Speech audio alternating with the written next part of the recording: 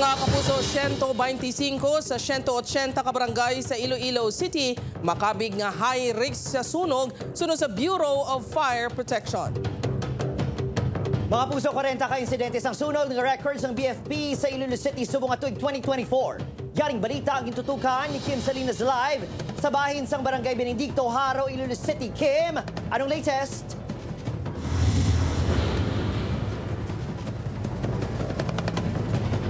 Jern Adrian sang nagliligad ng mga inadlaw madamo nga insidente sang sunog ang na-record sa syudad sang Iloilo. Sa atong pasikyar, 70% sa mga barangay sa syudad ang na-identify sang BFP nga mataas ang risgo sa sunog.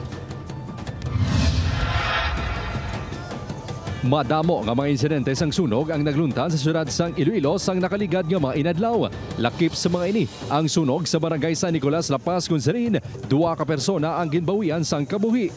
Sa record sa Bureau of Fire Protection, Iloilo City, nalakip ang nasambit nga barangay sa mga high-risk nga lugar sa sunog. Sa pinakauli nga datos ng BFP Iloilo City, sa 180 ka mga barangay sa syudad, 125 gid sa mga ini ang makabig nga fire-prone. Pinakamadamo diri ang city proper nga may 39 ka barangay, ginasundan sang La Paz kag Molo nga may tag 24. May mga ginabasayan ng BFP sa pagkonsiderar sa isa ka barangay nga high risk.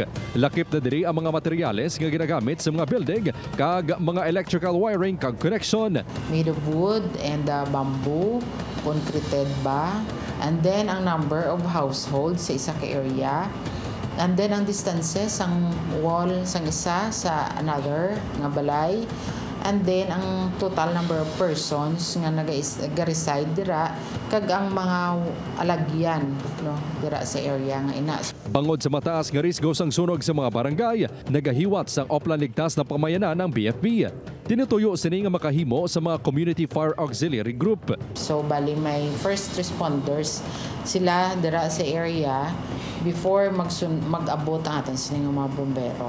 Samtang yara sa 40 ka mga insidente sang sunog ang na-record sang BFP Iloilo City subong nga tuig 2024. 19 ang na-record sang nagligad nga Enero kag 21 subong nga Pebrero. Doble ini kung ikumparar sa 18 lang nga na-record sa umuman nga binulan sang nagligad nga 2023. Grass fire ang nagpadamo sang fire incident sa syudad subong nga tuig. Natumod garason sang BFP sang pagsaka ang tuman kainit nga tiyempo.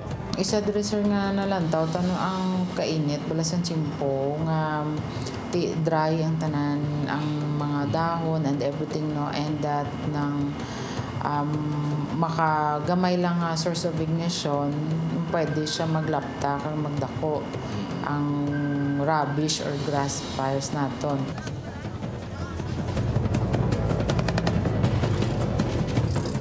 Church sa BFP Iloilo City, nagapag-iangot sila sa mga barangay officials sagod mapabakod pa ang ilang mga programa sa mga pumuluyo. Nag-abiso man sila sa publiko nga hindi magpanik sa tion nga magluntad dagit ang sunog kag gilayon nga magtawag sa fire station agud gilayon man nga marespondihan. Jert?